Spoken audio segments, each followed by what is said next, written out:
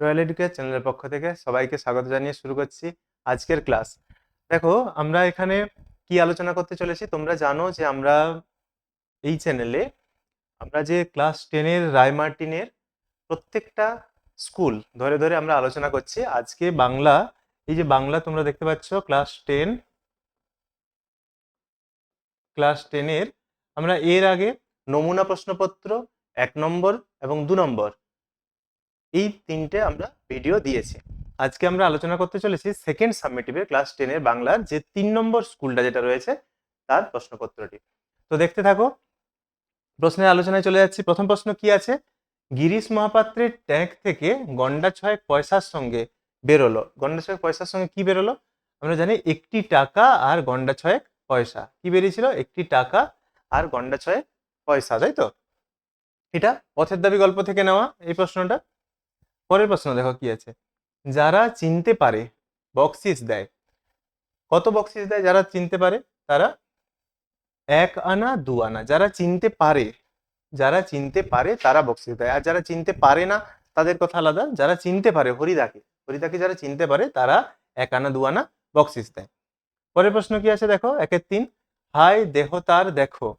এখানে তার বলতে কার কথা বোঝানো হয়েছে? এখানে এই বক্তাটাকে, এই যে হাই দেহ তার দেখো, বক্তাকে আগে তোমাকে বক্তাটা জানতে হবে। বক্তাকে, এখানে বক্তা হচ্ছেন রাবণ। তাহলে অভিষেক কবিতায় রাবণ তার পুত্র ইন্দ্রজিৎকে বলছেন যে হাই দেহ তার দেখো। এখানে কার দেহ?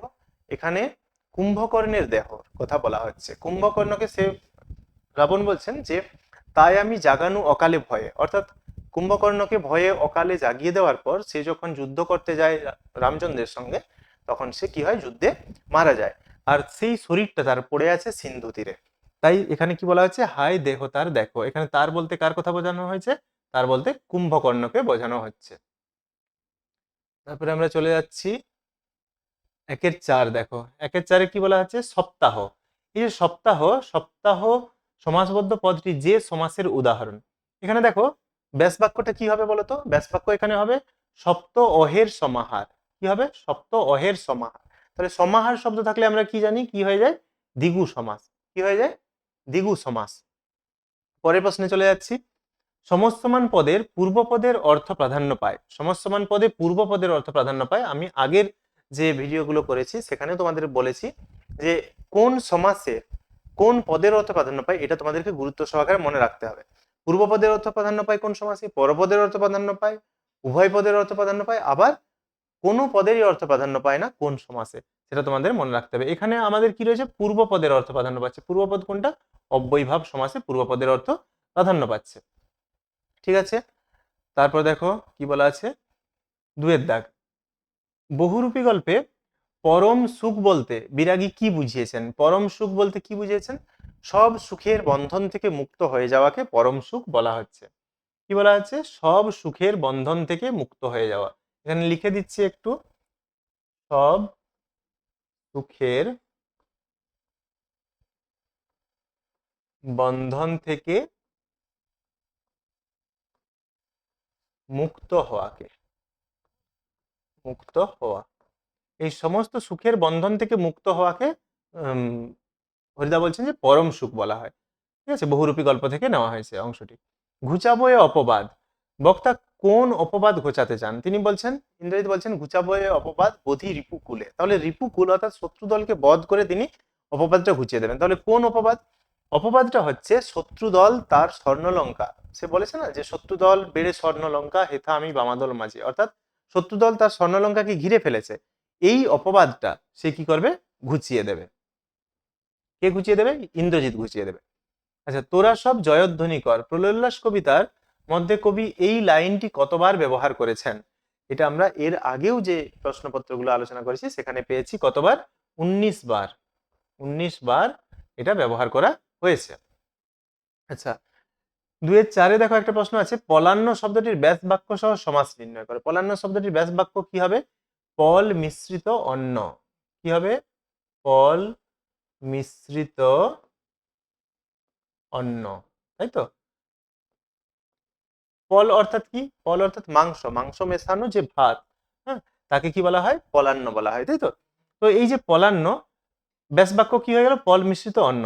আর সমাসটা কি হয়ে যাবে? এটা সমাসটার নাম কি হবে? মধ্যপদলোপী কর্মধারয়। এখানে মাঝের পদটা দেখো, এই যে মধ্যপদ মিশ্রিত পদটা নেই, পলান্নতে পল আর অন্য আছে, মাঝের পদটা নেই, মধ্যপদটা কি হচ্ছে? লোপ পাচ্ছে। তাই একে আমরা কি বলবো? মধ্যপদলোপী কর্মধারয় সমাস বলবো। কোন সমাসকে ব্যাস বাক্যহীন সমাস বলা হয়? মনে রাখবে তোমরা, নিত্য সমাসকে ব্যাস বাক্যহীন সমাস বলা হয়ে থাকে। ঠিক আছে, 3 দাগের প্রশ্নে আমরা চলে যাচ্ছি। 3 দাগের প্রশ্নে কি আছে? 3 মার্কসের প্রশ্নগুলো এখানে আমরা পেয়ে যাব। দেখো, ঠিক দুপুর বেলাতে একটা আতঙ্কের হল্লা বেজে উঠেছিল। কোথায় হল্লা বেজে উঠেছিল? কোথায়, কোন স্থানে? না, চকের বাস স্ট্যান্ডে। বাস স্ট্যান্ডে আতঙ্কের হল্লা বেজে উঠেছিল। আতঙ্কের হল্লা বেজে ওঠার কারণ কি? আমরা বহুরূপী গল্পে দেখতে পাচ্ছি যে চকের বাস স্ট্যান্ডে আতঙ্কের হল্লা বেজে উঠেছিল। এই আতঙ্কের হল্লা বেজে ওঠার কারণটা হচ্ছে, বাসের যাত্রীরা দেখতে পাচ্ছে হঠাৎ করে একটা টিনের কৌটোর মালা ঝোলানো, মুখ থেকে লালা ঝরছে, উস্কো খুস্কো চুল। একটা পাগল কি করেছে? না, এক থান ইট নিয়ে বাসের যাত্রীর দিকে তাড়া করে আসছে। তখন ভয়ে তারা কি হলো? তারা চিৎকার চেঁচামেচি করছিল।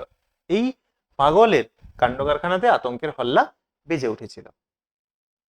3-2 চলে যাচ্ছে। দেখো কি বলছে?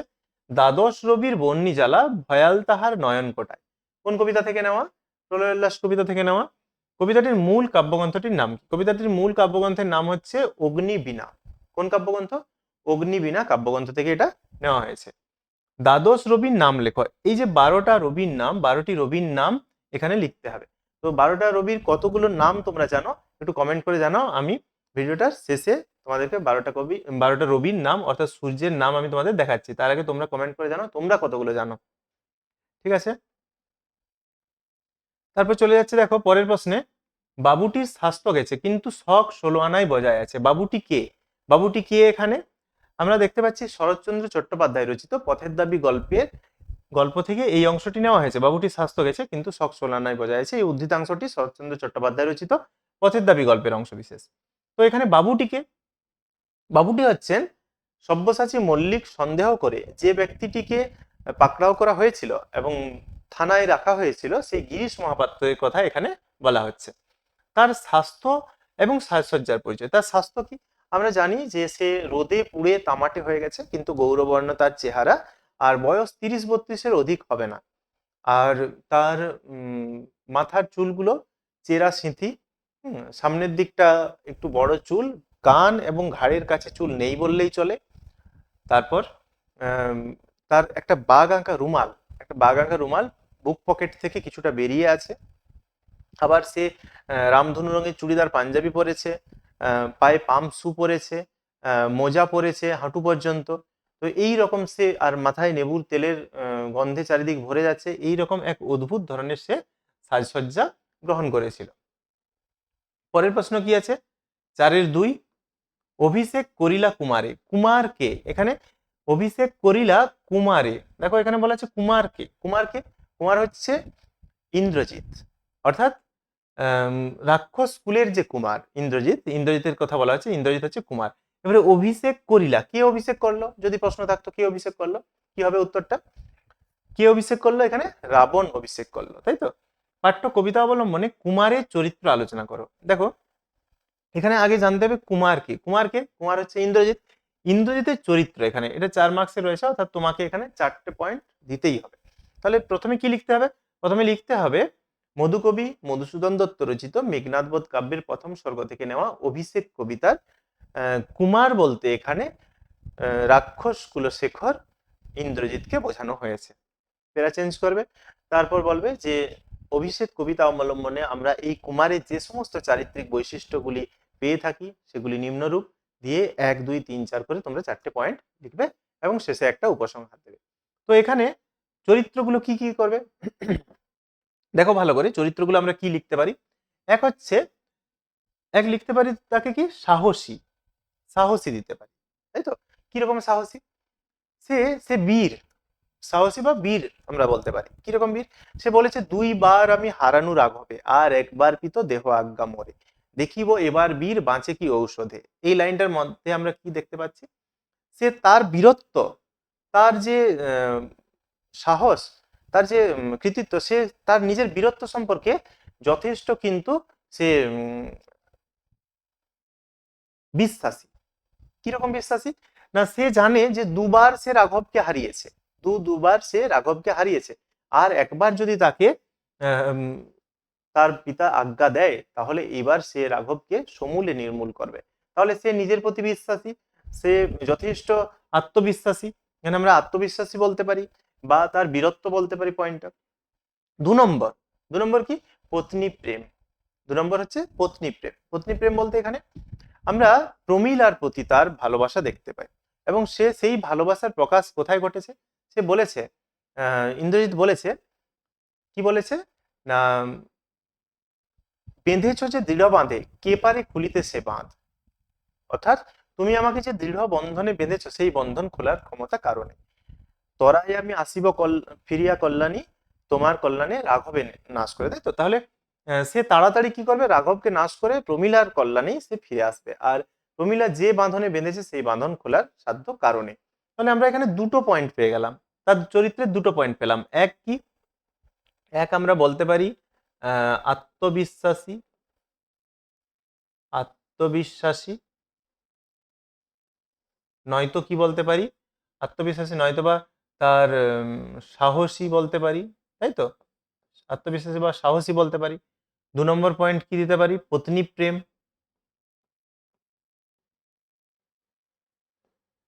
পত্নী প্রেম। 3 নম্বর বলতে পারি আমরা কর্তব্য বোধ। কর্তব্য বোধ, ঠিক আছে? কি? কর্তব্য বোধ। কিরকম কর্তব্য বোধ? না, ইন্দ্রজিৎ কি ছিল? প্রমোদ কাননে তার সখীদের সঙ্গে রয়েছিল। এমন সময় ধাত্রীর মাধ্যমে, ছদ্মবেশী ধাত্রীর মাধ্যমে সে খবর পেল যে স্বর্ণলঙ্কা শত্রুদল ঘিরে ফেলেছে এবং তার ভাই বীরবাহু মারা গেছে, তার পিতা যুদ্ধে যাওয়ার জন্য প্রস্তুত হচ্ছে। তখন সে নিজেকে ধিক্কার জানালো, ইন্দ্রজিৎ নিজেকে ধিক্কার জানালো। ধিক্কার জানিয়ে সে কি বলছে? বৈরী দল বেড়ে স্বর্ণলঙ্কা, হেথা আমি বামাদল মাঝে, এই কি সাজায় আমারে দশাননত্ব যে আমি ইন্দ্রজিৎ। তাহলে সে কি বলছে? যে শত্রুদল আমার স্বর্ণলঙ্কা ঘিরে ফেলেছে, আর আমি এখানে বামা দল অর্থাৎ মেয়েদের দলের মাঝে বসে আছি, এই সাজে কি আমাকে সাজে? তাই সে কি করছে? সে সঙ্গে সঙ্গে বলছে আনো রথ তরা করি ঘুচাবো অপবাদ বধির উপকূলে। সে রথ তাড়াতাড়ি নিয়ে আসতে বলছে। সে চলে যাবে কোথায়? লঙ্কায় চলে যাবে। তো এই থেকেই তার কর্তব্য বোধের পরিচয় পাওয়া যায়, যে সে থাকতে থাকতে তার পিতা যুদ্ধে যাচ্ছে। আবার একটা জায়গায় বলা আছে, থাকিতে দাস যদি যাও রণে, তবে এই কলঙ্কিত ঘুষিবে জগতে। অর্থাৎ দাস থাকতে থাকতে, অর্থাৎ আমি থাকতে থাকতে তুমি যদি যুদ্ধে যাও তাহলে একটা কলঙ্ক জগতে ছড়িয়ে পড়বে। তাহলে এখানে তার কিসের পরিচয় পাওয়া যায়? কর্তব্য বোধের পরিচয় পাওয়া যাচ্ছে। এছাড়া আমরা তার আরো অনেক চারিত্রিক বৈশিষ্ট্য খুঁজে পাবো। তার মধ্যে আর তোমরা আরেকটা দিতে পারো কি এখানে, যে সে কি করেছিল না,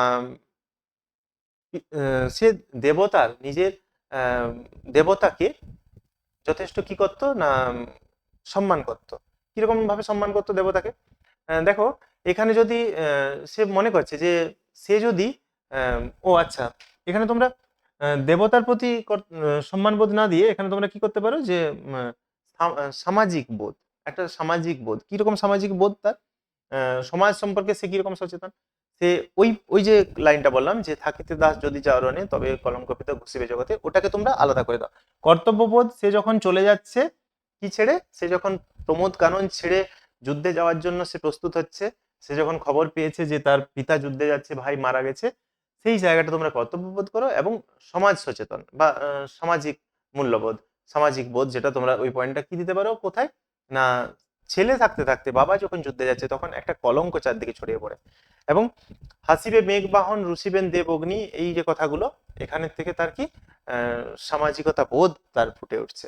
তাহলে তোমরা এইভাবে 4টা পয়েন্ট এখানে দিয়ে অভিষেকের কুমার অর্থাৎ ইন্দ্রজিতের চরিত্রটাকে তোমরা বর্ণনা করবে।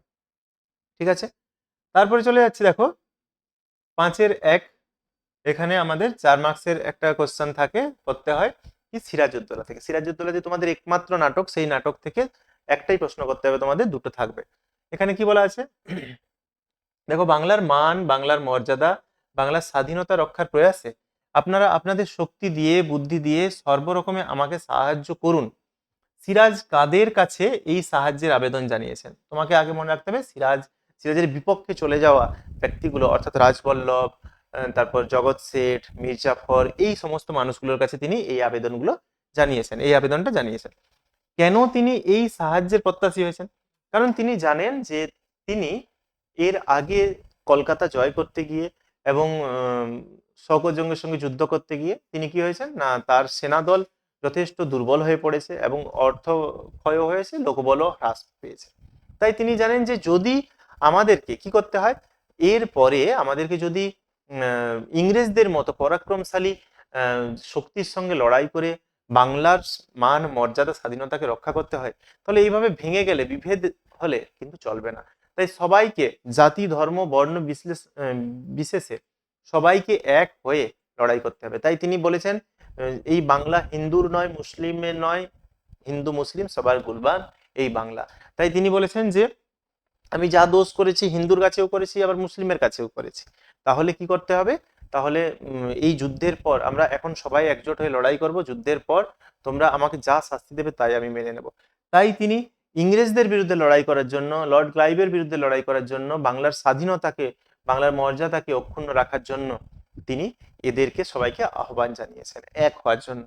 ঠিক আছে, 5-2 চলে যাচ্ছে। দেখো, মনে হয় ওর নিঃশ্বাসে বিষ, ওর দৃষ্টিতে আগুন। বক্তা কে?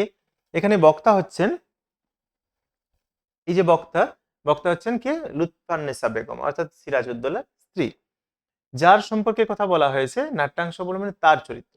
তার চরিত্র বলতে এখানে কার? এখানে ঘসেটি বেগমের কথা বলা হচ্ছে। আসলে ঘসেটি বেগম একজন ক্রূর মহিলা, যে মহিলাকে মায়ের সম্মান দিয়ে সিরাজ কি করেছে, মাসিকে, তার মাসিকে মায়ের সম্মান দিয়ে সে তার প্রাসাদে রেখেছে। কিন্তু সে চায় না কখনো সিরাজ ভালো থাকুক। সে কি চেয়েছে? সে চেয়েছে সিরাজেরও পতন ঘটুক, সিরাজও তার সন্তানের মতো অর্থাৎ শওকত জঙ্গের মতো সিরাজকেও টেনে নিয়ে যাক সিংহাসন থেকে, এইগুলো সে চেয়েছে। অর্থাৎ এখানের মধ্যে এই সামান্য একটু দৃশ্যের মধ্যে আমরা কি দেখতে পাই? ওই ঘসেটি বেগমের মধ্যে প্রথম পয়েন্ট আমরা দিতে পারি প্রতিহিংসা পরায়ণ। অর্থাৎ সে তার মধ্যে যথেষ্ট প্রতিহিংসা রয়েছে। সে চায় তার সন্তানের মতো সিরাজও যেন একদিন পতন ঘটে এবং তাকেও যেন টেনে নিয়ে যায়। তার যেমন কষ্ট হচ্ছে তেমনি লুৎফারও যেন সেই কষ্টটা সে দেখতে পায়। এখানে তার প্রতিহিংসার পরিচয় ফুটে উঠেছে। তারপর কি স্বার্থপর, কিরকম স্বার্থপর?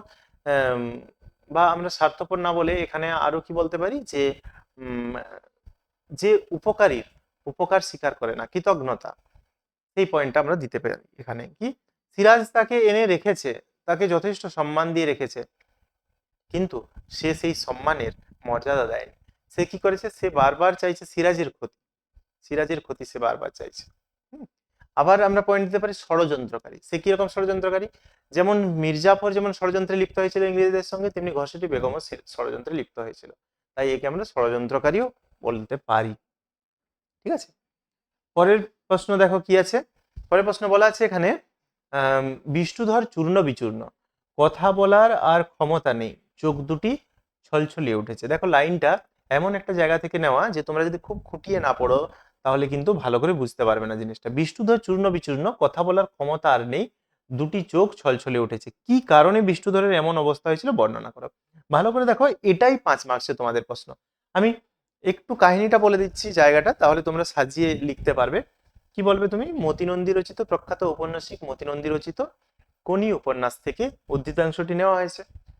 উদ্ধৃতাংশটিতে কি দেখা যাচ্ছে? বিষ্ণুধর চূর্ণ বিচূর্ণ, তার কথা বলার ক্ষমতা নেই, চোখ দুটি ছলছলে উঠেছে। কেন, কি কারণে বিষ্ণুধরের এমন অবস্থা হয়েছিল? দেখা যাচ্ছে ক্ষিতিশ বিষ্ণুধরের বাড়িতে বসে আছে, এমন সময় লীলাবতী গিয়ে কি করলো না, পৌঁছালো কোথায়? বিষ্ণুধরের বাড়িতে। কেন লীলাবতী পৌঁছালো? কারণ লীলাবতী তার হাতিবাগানের মোড়ে একটা দোকান ভাড়া নিচ্ছে, তার সেলামি বাবদ তাকে 5,000 টাকা দিতে হচ্ছে। কাকে 5,000 দিতে হচ্ছে? ওই বিষ্ণুধরকে 5,000 টাকা দিতে হচ্ছে। তো লীলাবতী পৌঁছানোর পর ক্ষিতিশ অবাক এবং লীলাবতীও অবাক হয়ে গেছে যে কেন ওরা কেন ওখানে। ক্ষিতিশ ভাবছে লীলাবতী কেন এসেছে, আবার লীলাবতী ভাবছে ক্ষিতিশ এখানে কি করছে। তো যাই হোক, তারা দুজনে দুজনের সঙ্গে কথোপকথন না করে লীলাবতী ভেতরে চলে গেল এবং বিষ্ণুধর তাকে বললো ভেতরে আসুন, আপনার কাগজ সব রেডি আছে। তারপর সে কি করলো না, সেই সব কাগজপত্র সই সাবুত করার পর টাকা দিয়ে লীলাবতী চলে গেল সেখান থেকে। বিষ্ণুধর বেরিয়ে আসার পর ক্ষিতিশ সিংহ তাকে বলছে যে আর কি ব্যাপার? তখন সে বলল ওই একটা এর টেলারের দোকান করবে, তাই আমার বাড়ি ভাড়া নিচ্ছে। ক্ষিতিশ সিংহ তখন বলে ওঠে যে 5,000 টাকা। বিষ্ণুধর অবাক হয়ে যায় যে আপনি কি করে জানলেন? বিষ্ণুধর তখন বলল, ক্ষিতিশ তখন বিষ্ণুধরকে বলল যে আপনি যার কাছ থেকে টাকাটা নিলেন সে আমার স্ত্রী। বিষ্ণুধর তো অবাক, বলছে ও আমি তো জানতাম না।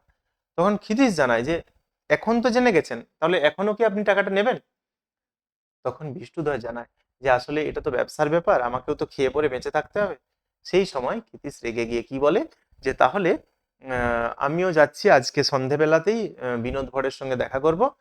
আর যদি আপনি 2,000 টাকা দেন এবং আহ, একটা কস্টিউম কেনার জন্য 100 টাকা দেন, তাহলে আপনাকে প্রেসিডেন্ট করে দেবো অ্যাপেলোর, এটা কথা দিচ্ছি। তো সে আর বলল যে আমি আজ থেকে আর ওই আহ, ভাষণ দেওয়ার জন্য যে সব বক্তৃতাগুলো সে লিখে দিত ক্ষিতিশ সিংহ, সেগুলো বলছে আমি আর লিখতে পারবো না। তো যখন এইভাবে বিষ্ণুধরকে ছেড়ে দিয়ে ক্ষিতিশ সিংহ চলে যাচ্ছে, তখন বিষ্ণুধর বলছে যে আমাকে গাছে তুলে দিয়ে মই কেড়ে নিলে কিন্তু আমি খুব বিপদে পড়ে যাব, এইভাবে ছেড়ে যাবেন না, আমাকে ছেড়ে যাবেন না। সেই সময় ক্ষিতিশের এইরূপ কথা শুনে, ক্ষিতিশের তাকে ছেড়ে দিয়ে চলে যাচ্ছে এই ভেবে তার কিন্তু কি হয়েছে, বিষ্ণুধর চূর্ণ বিচূর্ণ হয়ে পড়েছে। কারণ ক্ষিতিশ ছাড়া বিষ্ণুধরের কোনো কখনোই ভালো বক্তৃতা দেওয়া বা কোনো কিছু ভালো পরামর্শ নেওয়াটা তার পক্ষে সম্ভব ছিল না। সেই কারণে তার এইরূপ অবস্থা হয়েছে। এরপরে আমরা কি দেখতে পাচ্ছি, 6-2-তে আমরা কি দেখতে পাচ্ছি দেখো, দেখা যাচ্ছে ক্ষিতিশ সিংহ কনিকে সাঁতারে চ্যাম্পিয়ন করানোর জন্য যে কঠোর অনুশীলনের ব্যবস্থা করেছিল তার পরিচয় দাও। তাহলে আমরা দেখতে পাচ্ছি যে ক্ষিতিশ সিংহ কনিকে আম, সাঁতার শেখানোর জন্য বিশাল কঠোর এক ব্যবস্থা করেছিল। কিরকম কঠোর ব্যবস্থা আমরা দেখতে পেতাম, এটা আম, বড় করে তোমাদের লিখতে হবে, একটু সংক্ষেপে আমি বলে দিচ্ছি এই অংশটা। সে যে সময় ধরে সাঁতার কাটাতো সেই সময় ওই জুপিটার বলো বা অ্যাপেলো বলো সেখানে কেউ থাকতো না, কোনো ক্লাবের কেউই সে সময়টুকু সাঁতার কাটতো না। সকাল 6টা থেকে 8টা পর্যন্ত হলেও তারপরেও তাকে আরো সাঁতার কাটতে হতো, এবং শুধু সকাল না, তার সঙ্গে বিকেলেও তাকে সাঁতার কাটতে হতো সমানভাবে। এমনকি সেটা শীত গ্রীষ্ম বর্ষা সমস্ত ঋতুতে তাকে সাঁতার কাটতে হতো। শীতকালে যখন কেউ জলে নামতে ভয় পেত, তখন কনিকে কিন্তু সাঁতার কাটতে হতো। এদিকে ক্ষিতিশ তার সাঁতারের সঙ্গে সঙ্গে তার শরীরের ওজন, তার হিমোগ্লোবিন কতটা রয়েছে, তার পুষ্টি ঠিকঠাক শরীরে আসছে কিনা, সমস্ত কিছুটা সে কিন্তু ক্ষিতিশ খেয়াল রাখতো। এমনকি পরবর্তীকালে তার দাদা মারা গেলে তার বাড়ির আর্থিক অবস্থা যখন খারাপ হয়ে যায়, কনির যাতে না কোনোভাবে প্রভাবিত হয় আম, তার তার সাঁতার কাটায়, তার জন্য ক্ষিতিশ যথেষ্ট পরিশ্রম করেছে, নিজে পর্যন্ত পরিশ্রম করেছে, কনিকে কাজ দিয়েছে তার স্ত্রীর দোকানে প্রজাপতিতে। এছাড়া যখন কনি কি করতো, সাঁতার কাটতে কাটতে ক্লান্ত হয়ে পড়তো, তখন সে দাঁড়িয়ে থাকতো ক্ষিতিশ পাড়ে এবং ঢিল ছুঁড়ে মারতো তাকে, যে উঠলে কি করবে, মাথা ফাটিয়ে দেবে। আবার কখনো ঢিল না পেয়ে সে বাঁশের লগা নিয়ে সে ছুটাতে থাকে বিভিন্ন চারিদিকে পাড়ে। এইভাবে সে কি করেছে, কনিকে দীর্ঘ পরিশ্রম করিয়ে ধীরে ধীরে তার ক্ষমতাটাকে আরো অনেক বাড়িয়ে কি করেছে, এমনকি শুধু ওই ক্ষমতা বাড়ানো না, তার যে মানসিক দিক দিয়েও তাকে অনেক শক্তিশালী করে তুলেছে। হিয়া মিত্রের কথা বলে, অমিয়ারা যে পা ধোয়া জল খাবে বলেছিল, সেই কথা দিয়ে তাকে কিন্তু অনেক শক্তিশালী করে তুলেছে মানসিক দিক দিয়ে। ঠিক আছে, আচ্ছা। এরপরে দেখো রয়েছে প্রতিবেদন। প্রতিবেদন আমরা বলেছি যে প্রতিবেদন, বেশ কয়েকটা প্রতিবেদন নিয়ে আমরা একটা আলাদা ভিডিও করব তোমাদের, যাতে প্রতিবেদন শিখতে তোমাদের খুব সুবিধা হয়। আম, প্রথম সহজ সহজ কিছু প্রতিবেদন দিয়ে তোমাদেরকে শেখাবো যে কিভাবে প্রতিবেদন লিখতে হয়। প্রতিবেদনে প্রথমে এখানে ছোট্ট করে একটু বলে রাখি, প্রথমে একটা শিরোনাম তোমাদের দিতে হবে। ধরো এটাই, তোমার বিদ্যালয়ে অরণ্য সপ্তাহ পালন। এখানে তোমাকে লিখতে হবে বিদ্যালয়ের নাম দিয়ে যে এই বিদ্যালয়ে অনুষ্ঠিত হয়ে গেল এক অরণ্য সপ্তাহ। ঠিক আছে, তারপর নিজস্ব সংবাদদাতা, স্থান এবং ডেট দিয়ে তোমাকে শুরু করতে হবে। সেখানে কবে ঘটলো, কি কি ঘটলো, কখন ঘটলো এবং কারা কারা উপস্থিত ছিলেন, এই সব কিছু দেওয়ার পর তারপর প্যারা চেঞ্জ করে সবসময় সরকারকে একটা দোষারোপ করতে হবে। ঠিক আছে, তো এইগুলো ছিল আজ প্রশ্নের আলোচনা। কিন্তু আমি প্রথমেই বলেছিলাম তোমাদের যে 12টি সূর্যের নাম তোমরা আহ, কেউ কিন্তু আহ, কে কতটা জানো দেখে নাও, এইগুলো তোমরা একটু লিখে নাও। এই 12টা সূর্যের নাম কি কি? সূর্যের নাম দ্বাদশ রবির বহ্নিচালা যেখানে বলা আছে, সেই দ্বাদশ অর্থাৎ 12টি সূর্যের নাম একটু দেখে নাও। ধাতা, মিত্র, অর্যমা, রুদ্র, বরুণ, সূর্য, ভগ, বিবস্বান, পূষা, সবিতা, দ্রষ্টা এবং বিষ্ণু, এই 12টা সূর্যের নাম তোমরা একটু খাতাতে লিখে নিতে পারো এবং ভালো করে মুখস্থ করবে। বাই চান্স যদি এরকম 12টা সূর্যের নামই তোমাদের দিয়ে দেয় তখন কিন্তু এগুলো তোমাদেরকে লিখতে হবে। আর এই ছিল আজকের আলোচনা। যদি ভিডিওগুলো ভালো লাগে অবশ্যই কমেন্ট করে জানাও এবং সঙ্গে থাকো, চ্যানেলটাকে সাবস্ক্রাইব করতেও কিন্তু ভুলো না। আজ এত দূরই, দেখা হচ্ছে অন্য কোনো দিন অন্য কোনো ক্লাসে। শেষ পর্যন্ত দেখার জন্য অসংখ্য ধন্যবাদ।